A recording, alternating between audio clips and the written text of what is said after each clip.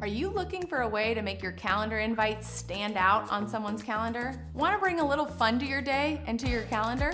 Do you just love emojis? Use them in your calendar invites. I'm Laura Mae Martin, Google's Productivity Advisor, here to show you how to work your space in Google Workspace.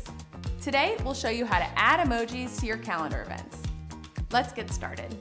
When creating a calendar event, insert an emoji. That's it.